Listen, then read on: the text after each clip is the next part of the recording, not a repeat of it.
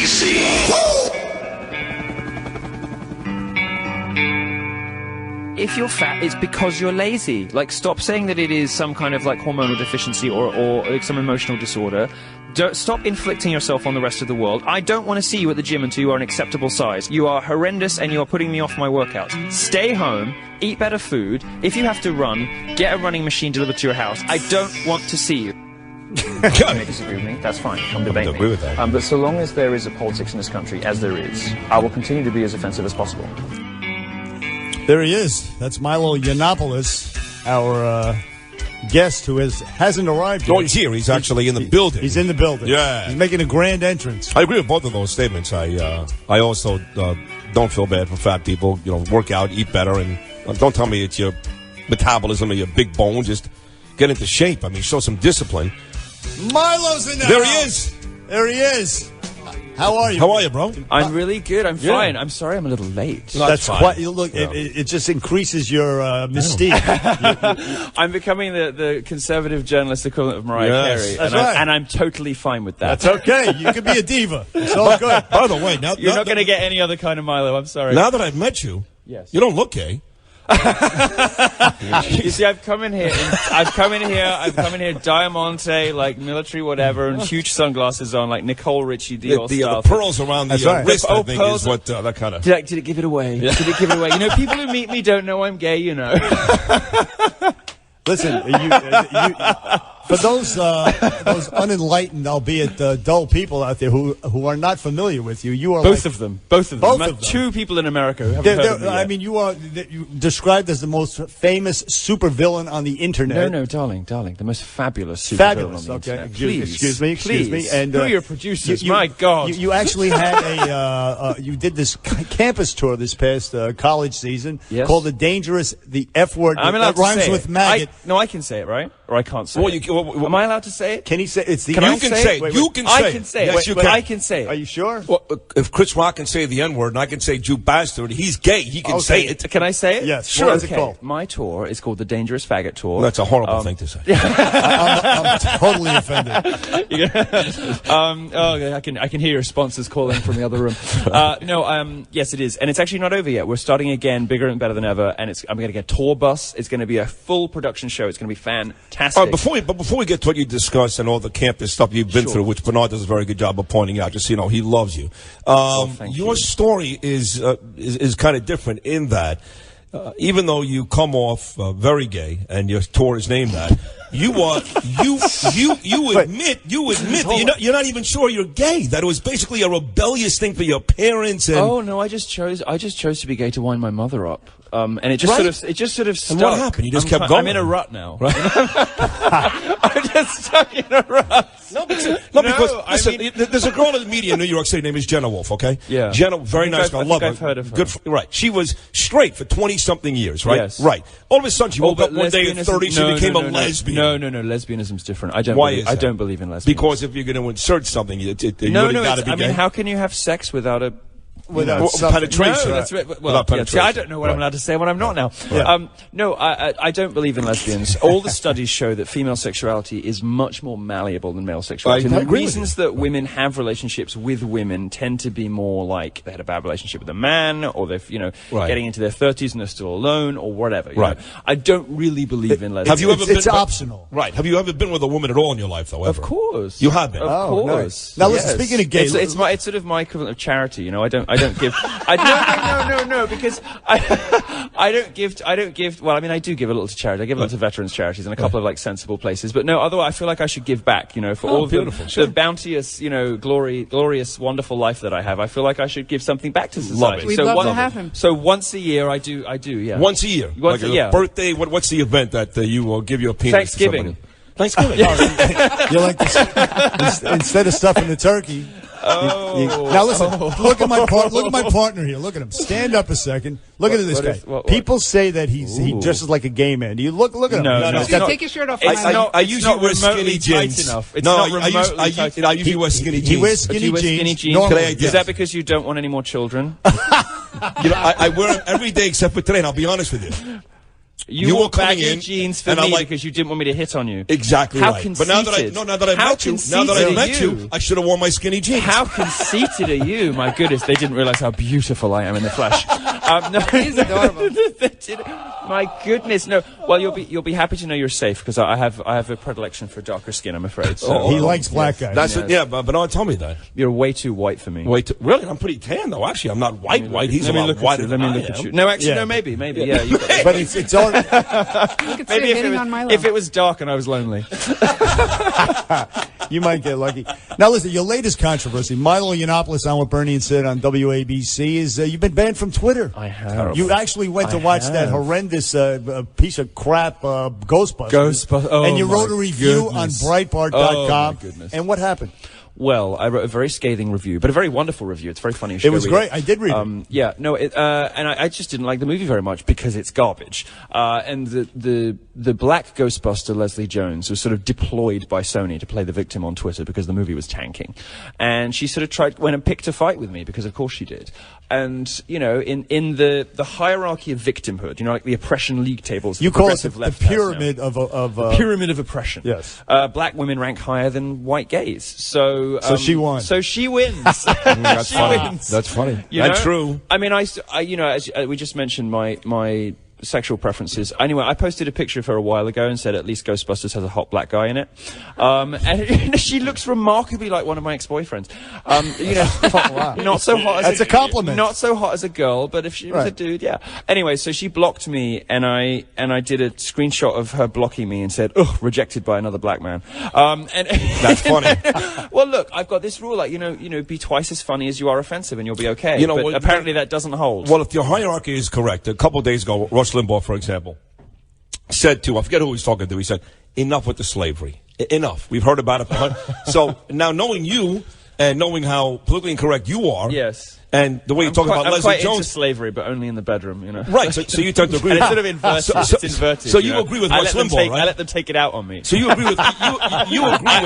I'm walking reparations. So you agree with Rush, though, right? Enough of all that stuff. Enough of all Well, I think that you know what the black community still has to deal with, partly as a result of the Clintons. I mean, Bill Clinton signed into law that the law that basically destroyed the black family. He put every black dad in the country in prison for smoking a blunt. It's insane. Right. I mean, I don't know what your views on drugs are. I think the war on drugs has basically been a disaster, and it has hit black families really hard. And who's responsible for that? Bill Clinton. Because he wanted to look tough before the '92 election. By extension, Hillary Clinton. Well, yeah. I mean, she's of course. I mean, Bill Clinton, of course, also put to death Ricky Ray Rector, the retarded guy who had the mental age of 7, who said to his what do you? I don't know what the real word is. No. They're called screws. Like, but what are the actual name for somebody? Like the police officers in prison. Corrections officers. Oh, COs. Yeah. Are they called COs? Okay. Right, See, I wouldn't know that. I should know this because right. I'm looking forward to jail. Keep going the way you're going. You'll get there. No. American jails would not be a punishment for me. Let me tell you. Exactly. I'm doing everything I can. Are you kidding? Oh my goodness! I'd be ruling the place in days. Oh, man. But sorry, but no, you would be sore. This guy, no. You don't think so? No, it's heavy duty down there. No. It's like calluses on the hands, you know. No. Stop it. You're only encouraging me. Good. Behave. So, no. I mean, Ricky Ray Rector is this guy that had a mental age of 7, and he told his CO, he told his crew, you know, when they have the last meal, I said, "What do you want for your last meal?" He said, "I want a turkey dinner and some ice cream." And he said, "I'll take the turkey dinner now, and I'll have the ice cream after the execution." This is the mental awareness of this guy. This guy should not have been killed. Bill Clinton said, "Fry him." So he went to the chair. And, of course, you know, before the '92 election, when he wanted to appear tough, he signed this law that did more than anything else in American history to destroy the black family. Now, there are some valid grievances the black community have. They just don't realize that most of them are leveled at most of them, are ultimately Democrat things, you know. There are some problems, and they deserve way better schools. They deserve way better, public services. They deserve to be policed properly so that their communities can recover from endemic crime. What they don't necessarily deserve is the right to throw their toys out the pram, behave like children, and indulge in the sort of victimhood and grievance culture that the left has tried to do with gays, tried to do with women, and tried to do with blacks, because what they basically want to do is replace the absent father with the state. They want for everybody to be dependent on the state and vote for Democrats because Democrats are going to, give them lots of freebies. Well, this is so socially destructive, and it is actually the most sociopathic and unkind thing you can possibly do. So I don't like Black Lives Matter as a solution, but I wouldn't say that black people have it easy. This is the Bernie and Sid show. You're listening to Milo Yiannopoulos, who's just wowing us with his brilliance. And I know, I'm not just a pretty face, right? The accent is yeah. How does a guy from Bensonhurst have that type of accent? I'm just curious. Listen, work on that. We are going to. I live in Compton now. I don't, but I wish. No, we're going to get into this college campus crybaby craziness, and also Milo says feminism is a cancer, and much, much more. Here on the Bernie and Sid show, 1-800-848-9222. Back after this. Monster Talk 77 WABC.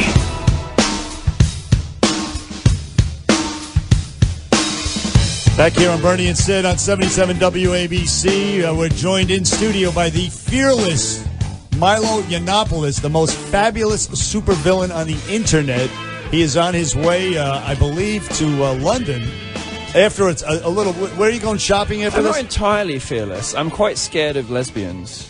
And I'm quite scared. That's true. And vapors. Those are the two things that scare you most? Vapors are very sinister. Yeah. Very sinister. So those two things scare you the most? Yeah. What is it with gays and lesbians? You guys don't like each other. Oh, my God, we hate each other. Yeah, what is this LGBTQI? We all hate each other. Well, now that you mention that, I've got a friend down in Florida. But why? She's been a lesbian her whole life. She didn't change all of a sudden at the age of 25. Yeah. She says to me that there is no Q. It's LBGT.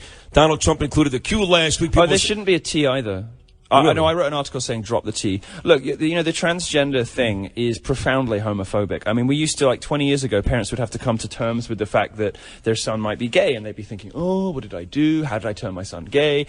Well, now you could just say, oh, he's got a disorder. He ought to have been born a girl, My son is a little bit faggy and likes boys. I'm allowed. You said I was allowed. No, you're okay. You said I was allowed. Absolutely.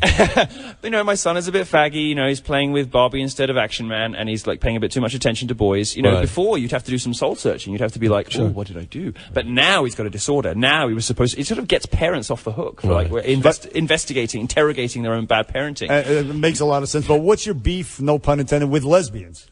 Oh, I just don't really believe in them. I just don't believe they exist. I mean, if lesbianism was a thing, Suetonius and Juvenal would have told us about it in the ancient world. They really didn't.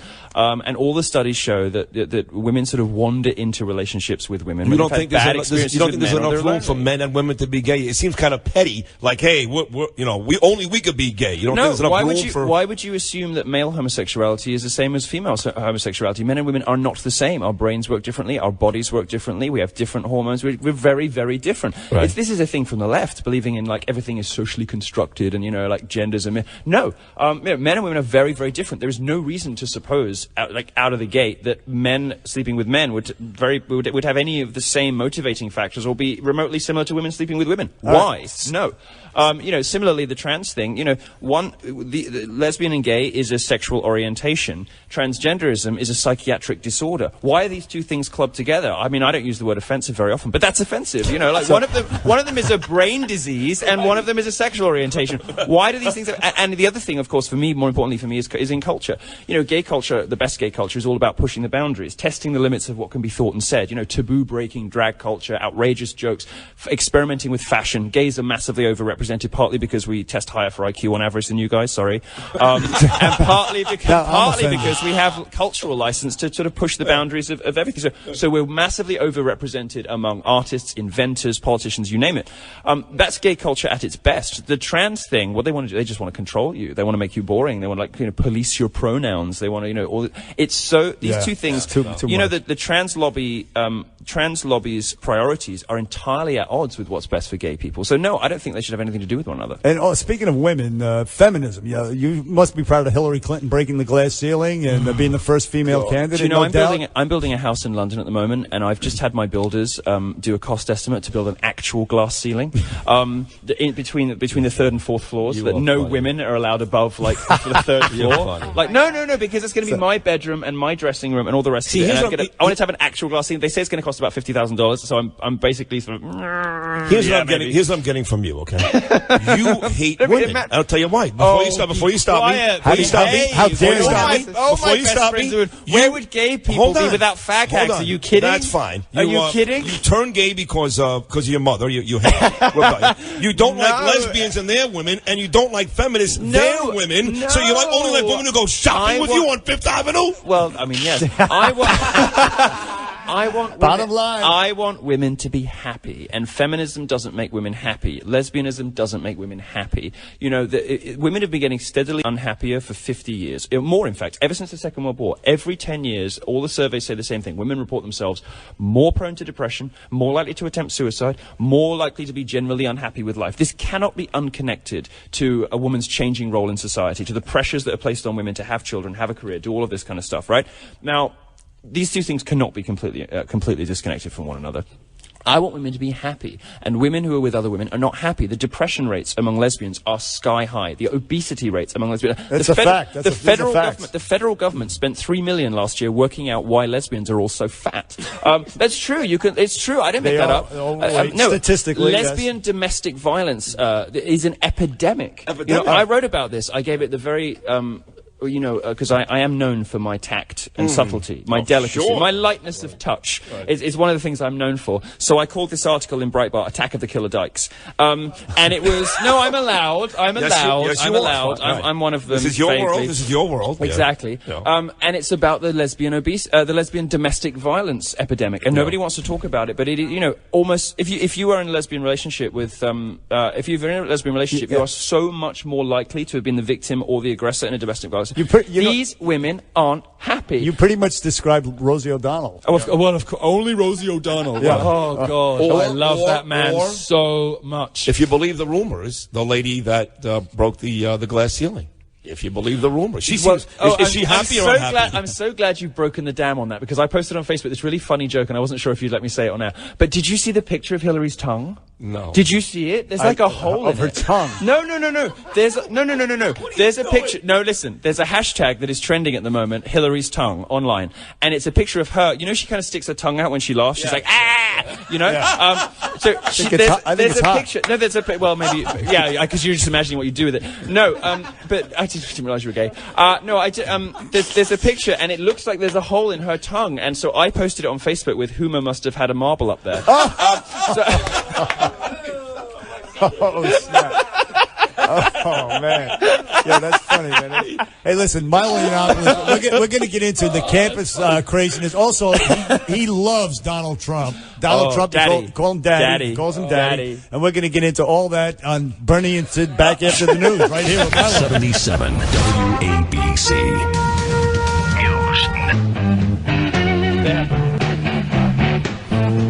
All right, back here on the Bernie and Sid show. 22 minutes, Curtis and Kubi come your way. And it's been great show. We spent the first hour talking about Hillary's speech last night. Chelsea breaking down the finale of the DNC. And we've been graced the last 40 minutes by the presence of a really funny, really smart, great guy, Milo Yiannopoulos. Fabulous. Let me stop you.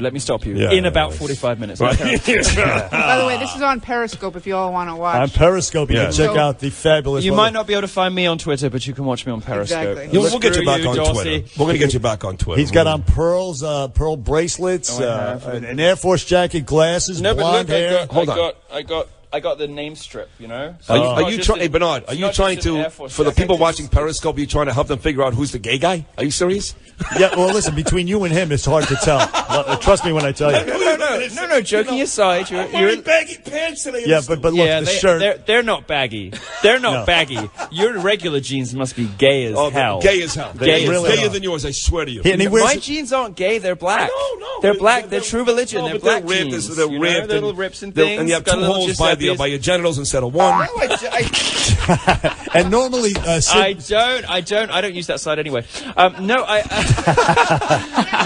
I mean, if I had to, I would say you're probably like you're like on the gay scale, you're like a 3. Really? There's a little gay in you. What number from time to time? What number on the gay scale do you have to hit before you end up in a hotel room with a guy like you late on a Saturday night? Oh no, 2. You know, like 2, 1, 2, couple of beers. Wow. I mean, have you seen me? Please, You're in. Please, You're in, man. If you look at me from behind, it's just a mop of blonde hair, and you know, like it's good. It's good. All right, so listen, Milo Yiannopoulos, listen, you're on this dangerous. What? Tell us again. What is it? You can say it. You know what? I'm going to give you a. No, I can't. No, listen. I gave Ann Coulter one of these. I'm going to give you both. Are you friends with Ann Coulter? Yeah, but she's self-employed. I'm going to give the two of you a lifetime retroactive fag pass. Okay? Really? Wow. So you can say gay, queer, and fag, and you can restore gay to its prestige meaning, the best meaning. All right. Gay, So- meaning lame, rubbish, crap, Hillary supporting. You know, like that is gay. Sometimes there's no equivalent, you know? It's like, dude, By the way, being gay. You can say no homo now because those DNC emails came out, and one of the exchanges said, I love you, and the other guy said no homo, and there was no outrage. Isn't it interesting how they talk when no one's watching? You know what I'm saying? And there was no outrage because it wasn't an RNC email. Of course. So it's now okay Can you even to say imagine no how homo. normal people speak is only outrageous when it's a conservative? So listen, speaking of which, you are on this campus tour, dangerous Come on, F word come that on, rhymes do it. with No, come maggot on, do it, tour. do I'm it, not going to do say it. it. I We have want to it. dump I can't. it if they do it. Oh, okay. So anyways, on this tour, and you're assaulting all these coddled, thumb-sucking, bedwetting students Special on campus. snowflakes. Yes, all these politically correct weasels who are taking away the First Amendment, the rights on campus, and you were actually attacked at DePaul University by these Black Lives Matters people, assaulted almost.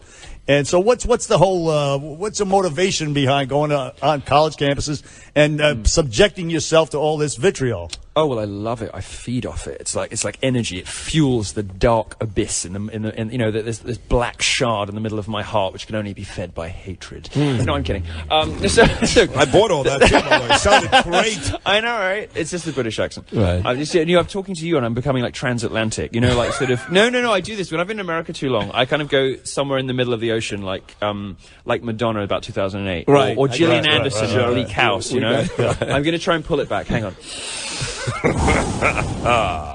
Right, man. Hi, Carry I'm Milo on. Yiannopoulos, and you're listening to. You can do That's it. better. So my college tour is. You see, this is how I actually talk. This is because I've been in America for 3 months. Really, you can't fix anything in America until you fix education, because it is the universities here that are churning out people who believe in conspiracy theories and people who believe in garbage and who are not being taught critical skills and not being exposed to the full range of speech and thought and art, not being exposed to conservative points of view. The risk to political correctness, which is posed by this sort of nexus of academia, the entertainment industry, the media, is very dangerous because it's making respectable, reasonable mainstream opinions off limits. It's making it dangerous to talk about studies, you know, like about the wage gap or about campus rape culture, both of which are myths, by the way. Canards. Canards. It's making it dangerous to talk about facts. And that the place you fix that is universities. If American universities and other conservatives are unwilling to do that, because conservatives in this country seem to think writing an essay about something is the same as doing something about it, then I will. And I have come, like Alexis de Tocqueville and Christopher Hitchens, from the continent, from Europe, to save America. Look, the point is, this stuff is so out of control on campuses that it is accepted as the norm to have very far left wacky opinions and to characterize perfectly respectable conservative points of view as hate speech, abuse and harassment. If you wear a sombrero on Cinco de Mayo, you're a racist. Oh yeah, but you know what I'm doing? Basically the biggest, it's called cultural appropriation. You're not supposed to dress up in quote unquote oppressed cultures costumes. Anyway, I don't think they like calling them costumes, but they are costumes. Cultural appropriation is just something that the left does to make you feel like a racist. Actually, it's just how art works. So I'm going to Yale in October, just before Halloween. Yale, of course, is the epicenter of this craziness. Yale's probably the most lunatic campus in America. And they had, do you remember that viral video of the kids screaming? I think everybody 2 years ago. Everybody saw that last year, yeah. The chubby last girl. October. Well, of course they're all fat. That's why they're that's why they're I said chubby. That's why they're no, she was fat. Right. That's why they're social justice warriors, because they want us to be as miserable as they are. Well, I decline. So anyway, I'm going to Yale, where tensions are running high and everyone's a bit fraught, and as I said, I'm known for my tact and delicacy.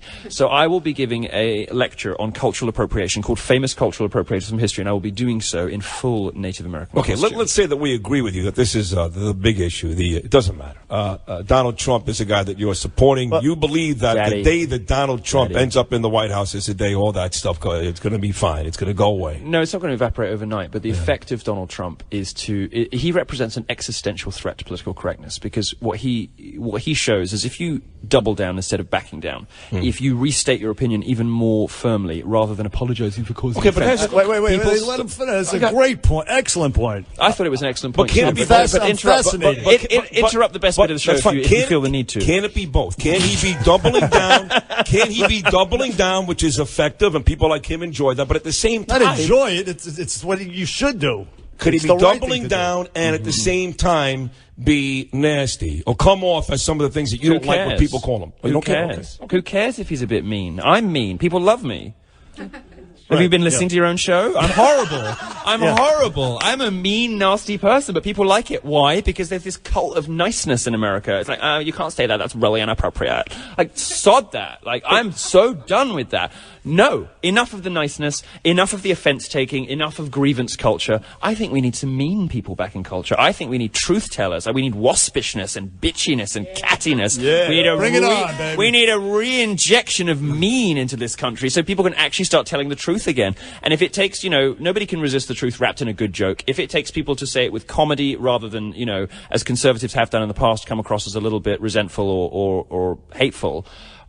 If it takes a sassy gay Brit doing it with comedy, then fine, whatever. But if only such a person were available. No, but what I see with Trump is every time people are like, oh my God, that's really offensive. He just comes up with something even worse. And what they're realizing is that this calling people sexist, calling people racist, calling people homophobic, calling people transphobic is so ineffective now. Right. It's become meaningless. It's trivial. And we should all bow down at the altar of the God Emperor Trump and thank him. Thank him. That's right. That's what. He gives a big fat middle finger. For doing that to America, for restoring... You tell him, Milo. For restoring truth and comedy and realness to American culture. Because American conservatives for 30 years have failed. They have failed to fight back political correctness. They have failed to win arguments. They have failed to beat the left on any of the places that matter. Culture, academia, the news business, entertainment. They have failed in all of those environments. Trump has mastered those environments. Trump is winning. Trump is beating political correctness. And you should all thank him every day for it. His campaign manager who supposedly was grabbed by the arm at some point by the woman. It didn't happen. He stayed there when he could easily have fired the guy. The PC thing to do would have been to fire. And his tweet of the Taco Bowl on Cinco de Mayo. Oh, so good. Thumbs we up. love Hispanics. We love Hispanics. Brilliant. So hilarious. Fantastic. Also. And look at how he controls the entire media. You've got senior editors at BuzzFeed calling Trump Tower to check if that's actually on the menu. And of course it was. They called the wrong restaurant. So they published this story or tweeted or something saying, oh, they don't even serve that at Trump Tower. It's all a fake. And it was like, no, because you phoned the Trump Grill instead of the Trump Cafe because you're retarded. It's like, it was right there in the tweet. It was right there in the Facebook post. You're an idiot. But this is the level of control that he exerts over the media. They're desperate to catch him out on stuff that doesn't matter. They're missing the stuff that does. And here's a really brilliant, courageous thing that you're doing, and I mean courageous, is this whole on the left, they have a soft spot in their heart for some reason for this Islamic culture that hates gays and women. Oh, well, you know why? But you're going to do something. You're going to Stockholm, Sweden. Well, no, I've got news on that actually. Uh-oh. I'll tell you. I only broke the news yesterday, so I don't blame you for not reading it. But I will send you links to my to where you can find news by and about me, breitbart.com/Milo.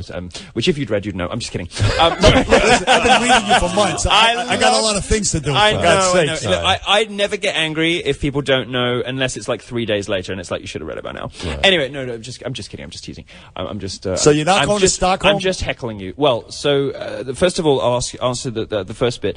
The reason the left likes Islam so much is Islam hates the West just like they do. Islam hates Western liberal democratic... So they have that in common. Exactly. Western liberal democratic capitalism. Right. Well, the mullahs hate that. In the Middle East, they hate that. So do feminists. So does Black Lives Matter. So does the New York Times. So does Mike and Gorka and BuzzFeed and Vox and all the other new media publications that have insane politics, the student union politics.